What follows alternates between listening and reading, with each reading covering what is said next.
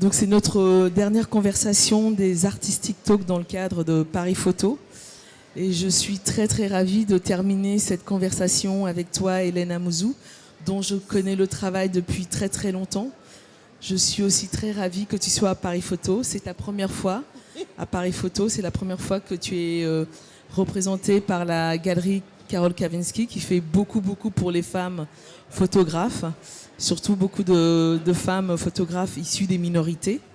Alors tu es née au Togo, tu es diplômée de l'Académie de dessin des arts visuels de Molenbeek à Saint-Jean à Bruxelles.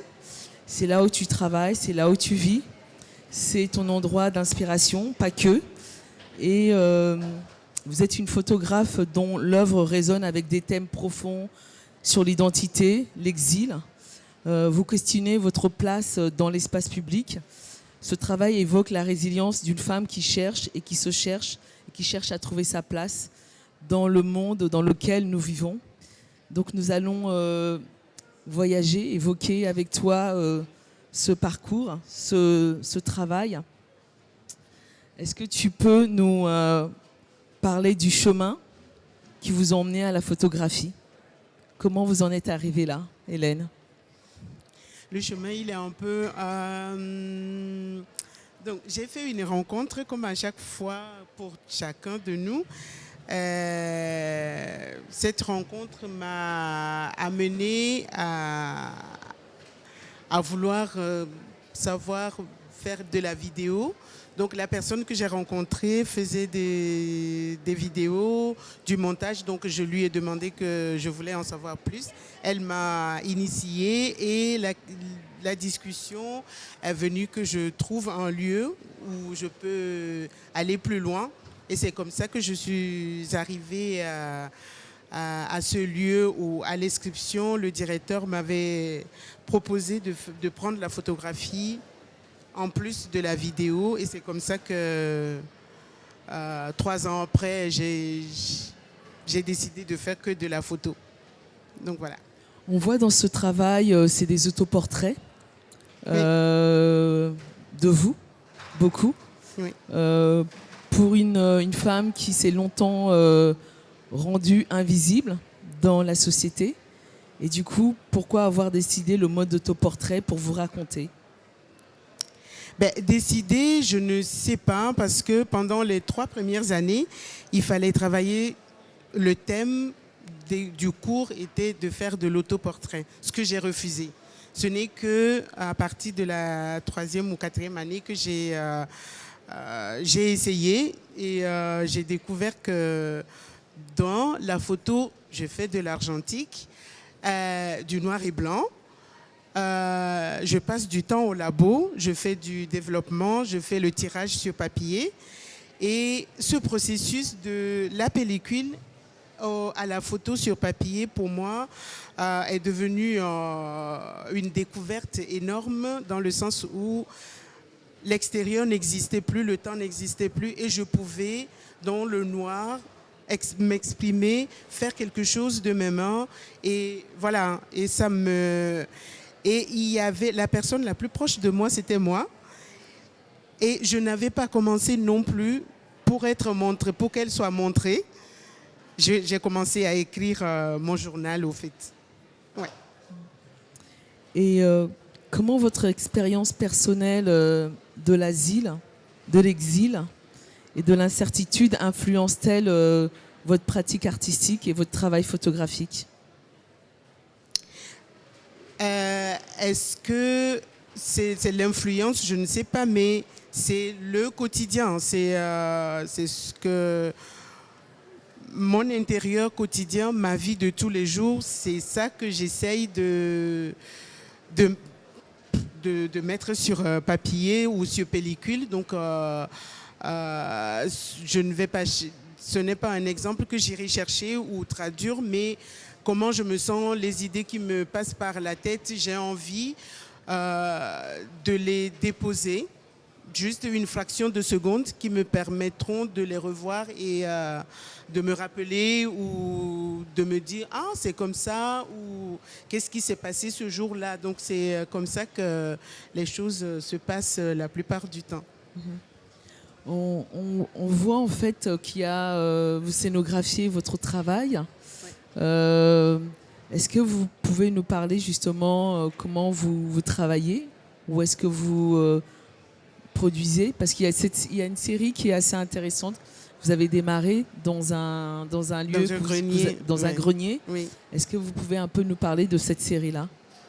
Je crois que quand j'ai commencé à accepter ou à me dire que tiens, la photo peut me permettre de m'exprimer ou d'écrire sans mots, sans faire de bruit autour de moi, il fallait que je trouve un lieu assez discret, un lieu qui me permettait de faire de la photo sans que quiconque que ce soit le sache. Donc c'est comme ça, en cherchant, j'ai trouvé ce grenier au-dessus de là où j'habitais. Je n'habite plus à Molenbeek, j'ai déménagé plusieurs fois. Donc, quand j'ai découvert ce lieu qui a été abandonné, le mobilier est resté intact. On dirait que les gens sont partis précipitamment. Et pour moi, ça me parlait, ça correspondait à ce que j'étais ou ce que je ressentais. Donc, j'ai juste enlevé une partie de la pièce et j'ai trouvé que ça c'était loin de tout et en haut il y a une lumière qui passe par la fenêtre, donc ça pouvait me permettre de faire même des erreurs, ne pas faire de la photo mais juste passer mon temps.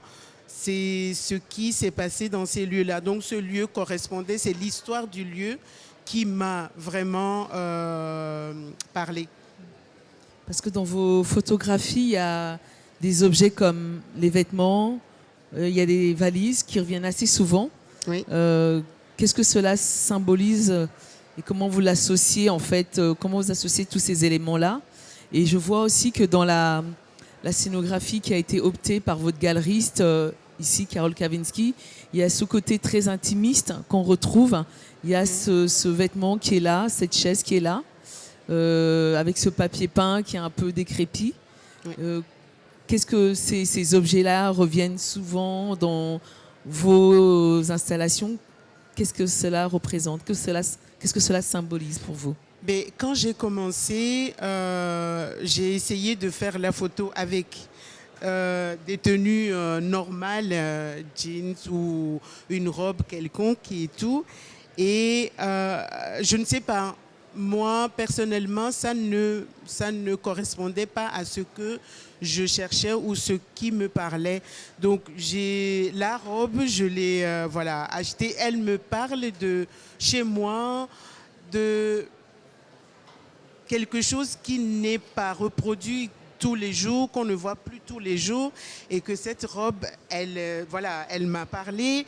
Il y a une deuxième, une noire, que j'utilise aussi. Elles ont été toute leur vie destinées à faire ça.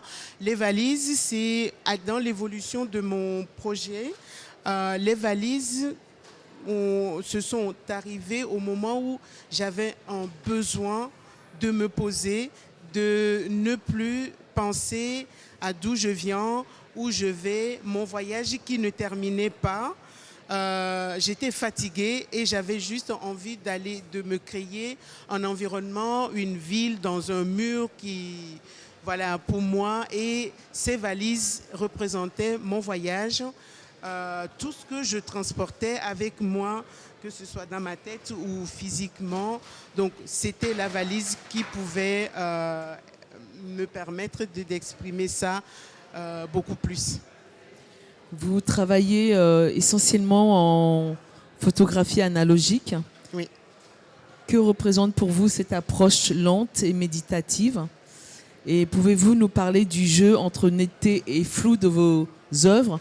Parce qu'il y a un côté très, je dirais, un peu ghost, fantomatique. Oui. Et est-ce une façon de travailler la question de l'invisibilisation, de visibilité de certains corps dans les espaces publics? Moi, je trouve que à moi, ça me permet de faire ce que j'ai envie d'extérioriser. Et Au départ, j'avais dit, je vais travailler quand j'ai découvert. C'est la technique. Donc, au cours, vous apprenez les techniques et tout. Donc, j'ai découvert que je pouvais, avec la pellicule, faire ça. Ça me permettait d'aller plus loin, donc de faire autre chose, qu'on ne me reconnaisse pas et que j'exprime mon extérieur. Et l'analogie, la photo analogique pour moi est celle qui s'y prêtait dans le sens où j'ai les négatifs aujourd'hui. Il n'y aura pas d'action, sauf si je les trempe même si je les trempe dans l'eau, sauf s'il y a du feu, sauf si bon voilà, des choses peuvent arriver, mais c'est là. J'y vais, je peux les prendre, je peux refaire de tirage sans aller chercher dans les fichiers. Je ne retravaille pas les photos, je travaille au labo. Donc il y a beaucoup de choses. À mon niveau, je ne peux pas m'égaler à ceux qui travaillent avec le numérique ou avec d'autres appareils qui ont plus d'expérience ou qui ont plus d'assurance que moi. Mais l'argentique, moi, me permet de garder aussi les accidents, les imperfections, les choses que je n'ai pas bien fait et que les photos que avant ne m'intéressait pas, aujourd'hui m'intéresse. Donc il y a un jeu de tout ça et cette garantie que si une ne réussit pas, l'autre va réussir et que sur l'appareil, si je dois travailler sur un ordinateur, je vais présenter une photo aux spectateurs qui ne serait pas peut-être leur choix ou leur volonté de voir à eux. Donc voilà, c'est un jeu de va-et-vient et c'est un choix que j'ai fait et que je continue à faire, même si au jour d'aujourd'hui, l'argentique devient quelque chose de précieux. Je ne sais pas si c'est de précieux ou impayable parce que le matériel elle devient, oui, c'est très très cher. Mais voilà, dans la vie, il faut faire un choix. Voilà. On va parler du titre. Oui. J'ai du mal à le prononcer, peut-être que je vais mal le prononcer. Oui. Ça s'appelle Nye Nomnome Tata. Oui. Qu'est-ce que ça signifie? Et c'est en quelle langue? Nye Nomnome Tata, donc c'est en évé. C'est la photo ou photographier, c'est pas un mot vraiment qui existe en évé ou en wachi. Donc, mais Nye Nomnome Tata est le mot qui s'approche le plus de, si on veut définir. Donc, c'est mon autoportrait. Donc, le dessin ou la représentation de moi-même. En parlant de représentation de toi-même, en abordant la visibilité et l'invisibilité, oui. Votre œuvre interroge la notion de reconnaissance sociale. Comment percevez-vous le rôle de l'artiste dans la société et comment percevez-vous la représentation des corps des femmes noires puisque tu fais de l'autoportrait? Dans l'espace public, je ne sais pas. Ce que je sais, c'est que j'apprécie, moi, le corps humain ou le corps noir. C'est quelque chose que je ne sais pas. Peut-être je suis noire, c'est pour ça. Et c'est celui-là que j'ai et que je montre. D'autres le font aussi différemment. Mais je ne peux pas vraiment me positionner là-dessus, comment je vois la représentation. Je sais que l'histoire qui est racontée derrière est celle qui prime. Ce n'est pas un corps que nous mettons devant pour qu'on le voit. C'est un corps qui a besoin d'être écouté. C'est un corps qui porte des stigmates. C'est un corps qui crie. C'est un corps qui souffre. C'est un corps qui porte. Et ce corps, je sais qu'à l'extérieur ou à la place publique, les gens s'arrêtent, le voient, soit ils arrivent à lire ce corps. Ce n'est pas de l'exotisme, ce n'est pas un corps qu'on veut montrer, qu'on apprécie, mais c'est un corps à lire, c'est un corps qu'il faut découvrir. Donc la femme C'est vrai que je me suis posé beaucoup de questions. Il y a d'autres photos sur lesquelles je suis nue parce que j'avais eu ce besoin-là. Au moment où je faisais la photo, il fallait que je montre que je suis juste moi, je suis un humain comme tout autre et il n'y a pas quelque chose qui est caché. Donc j'avais besoin, j'ai fait ce moment-là à la série et je n'en ai plus fait. Donc pour moi, l'interprétation que l'autre fera, c'est son problème à lui, mais moi, j'avais besoin de parler et on ne m'a jamais interpellé non plus sur cette question-là, si ce n'est que moi-même qui, de par mon éducation, me dit c'est quand même osé. Bon, je sais que la plupart me comprendraient ici parce que arriver à faire ça, c'est parce que soit on est obligé, soit quelque chose vous pousse à faire un travail pareil en tant qu'Africaine, en tant que Togolaise, en tant qu'enfant de quelqu'un à qui on a inculqué des choses voilà, dans la tête. Voilà. Oui. Votre photographie capture souvent des espaces fermés et des atmosphères d'isolement. En quoi ces choix reflètent-ils, selon vous, des réalités sociales plus larges concernant des expériences de marginalisation et d'exclusion? Parce que dans l'espace ouvert, il y a soit l'intimidation, il y a aussi l'impact des autres, quand les autres sont au courant, les autres voient ce qu'on fait, les choses ne sont plus aussi sincères. Et il faut savoir que à la base, quand j'ai commencé, je n'ai jamais espéré montrer ces photos, je n'ai jamais espéré les exposer dans un lieu public. J'avais dit, c'est mon écrit, c'est quelque chose que je faisais pour moi. Donc, dans un espace ouvert, je ne sais pas quel sera le rendu, mais pour moi, dans un espace intérieur, ça exprime la sincérité aussi, la profondeur et la vulnérabilité aussi. Quand on n'a pas le choix, on fait des choses insensées. Donc j'en ai fait et je continue à en faire. L'inclusion ou l'exclusion, c'est de par mes moyens que je suis arrivée à faire ces images, à continuer à les faire. Donc, est-ce que ça intéresse quelqu'un? Est-ce que quelqu'un s'arrête? Est-ce que quelqu'un se demande? Je ne pense pas. Je me suis juste sentie obligée, en tant que personne racisée, en tant que personne immigrée, loin de chez soi, la nostalgie, les souvenirs qui s'effritent, et il fallait que, par ma propre lutte, arriver à refaire vivre ces souvenirs-là, à les poser, qu'ils ne disparaissent pas comme ça.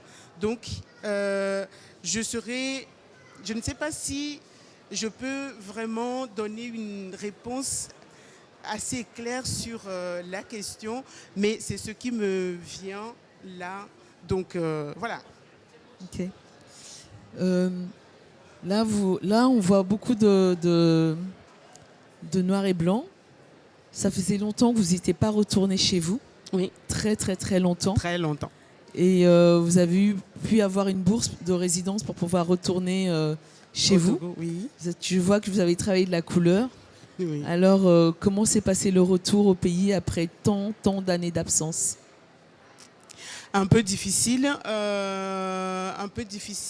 c'est-à-dire quand on part de chez soi à un certain âge et on revient 20 ans ou plus de 20 ans plus tard, tout a changé, l'échelle visuelle change, l'environnement change, la famille ou tout autour, les gens ont avancé, j'ai évolué moi aussi, mais moi, je suis restée dans leur passé, le passé que je connaissais. Je ne connaissais plus leur présent. Et ça, il faut l'affronter. Et c'est ce que je vis aujourd'hui. C'est ce que, à chaque fois que je rentre, c'est un conflit. Je n'ai plus de repères, je n'ai plus d'amis. mes parents ou mon père est décédé. Ma maman, c'est juste une femme que je connais, que je crois connaître, avec qui je discute, mais les discussions ne sont plus ce qu'elles devraient être entre mère et fille. J'ai des questions parce que ici en Occident, on réfléchit, on va poser des questions, raconte-moi ça.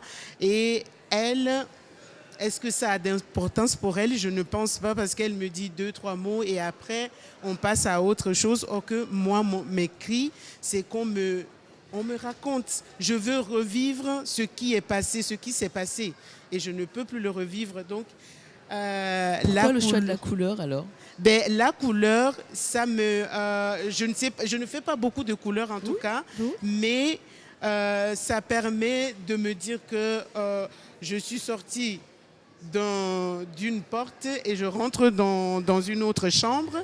Et là, quand on y va aussi, c'est les couleurs de là-bas, ça fait vivre aussi. Et ça me permet aussi de me dire que je suis vivante, je vis et je vois aussi en couleur. Donc ma vie n'est pas que du noir et blanc, mais il y a la couleur. Mais j'admire, parce que la couleur, je ne veux pas en faire tout autant parce que je n'ai pas... Ce n'est pas que je veux contrôler mon travail, mais de la prise de vue, je fais quelque chose et la suite... Je ne fais plus rien. Donc pour moi, ça me manque aussi de ne pas savoir, de ne pas pouvoir faire des tirages, faire du développement un jour. Donc j'en fais, mais j'en ferai très, très, très peu, quoi. Donc voilà, la couleur fait partie et je le fais et je continuerai aussi à le faire. Si un jour j'arrive à faire beaucoup plus, je ferai beaucoup plus. Je sais que tu crées pas beaucoup. Oui. Contrairement, on vit dans un monde d'images où justement sur Instagram, tout le monde prend plein de photos. En tant que photographe, pourquoi vous décidez de produire très peu d'images? Ben, moi mon choix, les autres aussi l'ont dit, il y a déjà on est limité, quand on prend une pellicule ou deux avec, on est limité dans le nombre, sur le nombre de photos qu'on peut prendre. Et aussi, pour moi, une photo vaut plusieurs photos. Donc ça ne sert à, pour moi en tout cas, Hélène, en mon nom, je me dis, mes photos, une photo pour moi, elle englobe tellement de choses que je n'ai pas besoin d'en faire une dizaine. Et aussi en argentique, une fois qu'on s'arrête, c'est la seconde. On capte la seconde et autre chose arrive, soit le moment n'est pas ce qu'il faut ou l'image qui apparaît ne parle pas, on va pas le faire. On en prend énormément aussi, hein, mais c'est juste que les pellicules on ne va pas suivre non plus le tirage de toutes ces photos-là, mais pas autant qu'en numérique ou avec le... Oui, voilà. On va ouvrir des questions au public. Est-ce qu'il y a des questions dans la salle? Oui, nous avons 2 questions. Et je voulais vous remercier d'abord pour tout ce que vous avez partagé ici et pour votre échange. Généralement, je trouvais qu'il y avait une grande délicatesse et une grande générosité. Et je trouve qu'on retrouve et dans votre travail photographique, mais du coup, dans la manière dont vous parlez, c'est la même chose. Et je trouve qu'il y a une qualité qui est très poétique, en fait, à votre travail, quoi, dans le sens de c'est des choses qui sont vraiment intraduisibles, en fait, quoi, qu'on n'arrive pas à dire, mais que vous arrivez à transcrire, du coup, par la photo. Et je sais que c'est du coup quelque chose que vous percevez aussi, parce que vous parliez de ce côté-là de journal intime, en fait, dans la photographie aussi. Et du coup, je voulais vous demander de quelle manière, en fait, pour vous, la photographie, ça avait été une manière d'affronter, en fait, des choses que vous ne pouviez pas affronter ailleurs, ou de vous dire des choses que vous n'auriez pas réussi à vous dire autrement. Elle est... vous savez, au début, quand j'ai commencé à exposer dans des petits lieux, on m'a déjà posé la question, est-ce que c'est votre thérapie? J'ai toujours dit non. Mais il y a eu un moment où je n'ai pas fait de la photo pendant longtemps parce que ce lieu surtout il y a eu un projet auquel j'ai participé, j'ai fait rentrer des gens dans ce lieu-là. Et après, je ne pouvais plus prendre de photos. Je ne sais pas ce qui s'est passé, mais je ne m'y sentais plus en sécurité, ni voilà, chez moi.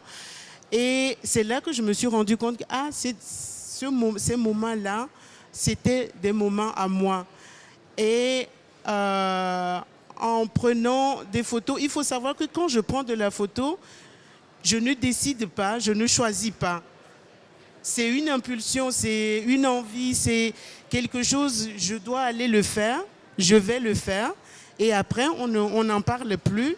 Et ça peut faire une semaine, ça peut faire un mois, je ne vais plus retourner. Donc, je n'ai pas une logique non plus dans la tête. Donc, la seule chose que je sais, c'est la façon de le faire. J'ai essayé de faire de croquis, de noter, d'aller et de faire. Quand je le fais, il n'y a rien qui fonctionne. Donc, je laisse toujours le moment, je vais et je le fais. Donc, au fur et à mesure que je le faisais, je savais que, par exemple, ce qui est surprenant, c'est que quand je veux faire la photo, je ne sais pas comment j'arrive à être... je ne souris pas, je ne sais pas. Je ne peux pas l'exprimer. Donc, je pose et je quitte l'objectif. Et voilà, c'est comme ça. Mais je sais qu'au fond de moi, ce moment-là, c'est comme ça que je me sens. Et j'ai envie que ça soit ainsi. Et quand je mesure la lumière, du moment que je suis dans cette espèce de bulle, les choses se font. Et je ne sais pas, me dire les choses en disant aujourd'hui, je vais aller penser ou dire comme ça, je ne le fais pas, mais peut-être c'est ça, le fait de ne pas savoir non plus que j'allais les montrer. C'est aussi souvent ce qui fait que ça se fait. Donc, voilà. C'est l'accident de la magie, je pense, oui, Hélène. Bon. On va prendre une dernière question parce qu'on est très en retard pour clore cette conversation. Il y a encore une question. Oh, c'est ma galériste qui va me poser la question. Bonsoir. Bonsoir à tous. Merci. Donc je me présente, Carole Vaneski, la galeriste de Hélène Amouzou. Disons plutôt que je travaille avec Hélène Amouzou. Et plutôt qu'une question, je voulais plutôt te remercier tout simplement. Je note l'honneur que j'ai de travailler avec toi et de pouvoir mettre à la vue de tous ce travail qui est remarquable, qui est vraiment magnifique. Et moi, je voulais revenir un petit peu sur la question que Pascal t'a posée tout à l'heure. Pourquoi le passage du noir et blanc à la couleur? Il est vrai que ton œuvre est essentiellement en noir et blanc. Tu es venu à ce travail, comme j'ai tendance à le dire, ton travail est intimement lié à ta vie par des circonstances qui au départ étaient compliquées, qui ont pu être douloureuses. Mais moi, je pense que tu as dépassé cette étape de ta vie tu me corrigeras, mais je pense que, comme tu l'as si bien dit, tu as longtemps vu la vie en noir et blanc et enfin, tu as appris à la voir en couleur. Et pour moi, c'est une grande note d'espoir. Tu es allé au-delà de tout ça. On utilise peut-être un peu trop et à travers le mot résilience, mais là, pour le coup, je pense que ça te caractérise vraiment. Tu as su dépasser tout ça. Et je voulais vraiment te témoigner ma gratitude et à quel point je suis fière de travailler avec toi. Ça me touche vraiment. Merci beaucoup, Carole. Et c'est un honneur aussi, même si j'ai refusé depuis toujours. Depuis toujours, j'ai eu des approches et tout, mais j'étais tellement... ce n'est pas la peur, mais oui, c'est la peur quand même. Je me disais, parce que moi j'ai une interprétation de travailler avec une galerie, c'est il faut produire, il faut être à même d'avoir des images à donner et ce n'est pas juste ce qu'on fait ou ce qu'on sait faire. Et quand on s'était vu, je ne sais pas comment ça s'est passé pour toi, mais Anaël et moi, on s'est dit on va essayer, on ne sait pas où ça va nous mener, parce que quand même aussi c'est vers l'inconnu. Et merci à toi, merci à Pascal et à tous ceux qui m'écoutent, tous ceux qui ont pris le temps de m'écouter et de m'accompagner et d'apprécier ce moment. Je vous remercie sincèrement et j'espère que voilà. Voilà. Merci. Alors il y a une signature qui est prévue là sur le stand de la galerie Karol Kawinski. Je vous invite, si vous avez vraiment envie de découvrir ce magnifique livre qui est vraiment très joli. Et en plus, on a la chance d'avoir Hélène et d'avoir une signature. Donc, n'hésitez pas à aller sur la galerie Karol Kawinski pour continuer la conversation. Les Artistic Talks se terminent. Aujourd'hui, ça a été un honneur et j'ai été vraiment très ravie pendant tout ce week-end d'avoir rencontré, partagé des expériences avec différents photographes. J'espère qu'on se retrouve l'année prochaine. Et en tout cas, merci de votre présence, merci de votre écoute et bon fin de Paris Photo. Voilà. Merci.